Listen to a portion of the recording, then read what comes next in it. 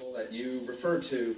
I don't know if you guys can see this, but this is pretty cool. So I thought it'd be cool to bring it back. Yeah. Last spring training, actually, I was throwing just sloppy, rolly, gross curveballs, and I hated them. And that's always been kind of, my best pitch. And so I was sitting on the couch, and I remembered that we did that interview, and so I went back and I Googled Adam Wainwright L-Ladder curveballs.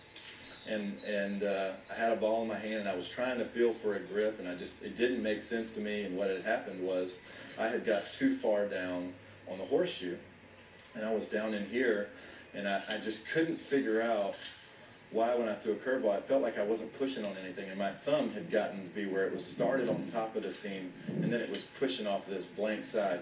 Or when I throw it normally, it's like a lever. I'm under this seam, and I'm on that seam, and I might slide it down a little bit, but I'm still under that seam on the side of my thumb, and then I pull and push at the same time. What really makes sense to me, I have really long, skinny fingers, so it works for me this way, but if you turn it, kind of get that torque on the side of your thumb. So you also said you were getting a little too far.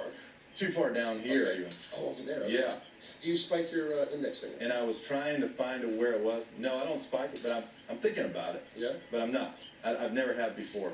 All right. But the key is on the outside of this finger, especially down towards the tip, and then right here. I see a lot of guys that when they leave their curveballs up in the zone, usually their arm is late, and so they think, all right, I got to get the ball out early, but then they end up sticking their hand in the back. So rather than thinking about anything, getting it out early or where it is in the back, I remember John Axford was having a problem with his curveball one time, and what we did to fix it was we said, all right, don't worry about anything in the back. Do whatever you got to do to get it out front on top and almost release the curveball in front of your face. If you can feel like you're releasing it out here in front of your face, you're out front on top of the baseball.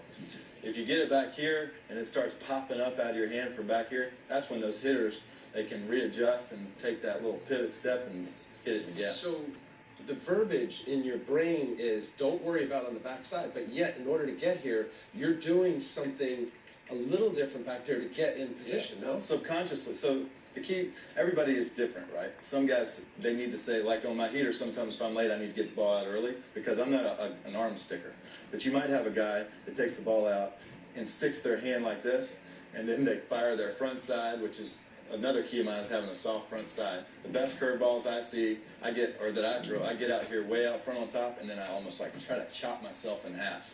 So I get way out here, and then I go, and I just start pull as hard as I can. Like you're pulling, good pressure. Yeah.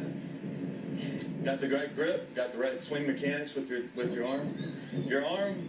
Your ball will mimic the action in your arm. So for instance, like if that's you can almost see the shape of my curveball right there with my arm, right? That's kind of my shape. If you see a guy, do that. What's your fastball arm path? So my fastball arm path is kind of more Ginzu, like I'm samurai sword and somebody across. As opposed to. Yeah, I'm not chopping myself. That's good stuff. God, I can do this forever, road flow. All right, can you do this? Robert, back to New Jersey. Oh, Robert, back in New Jersey?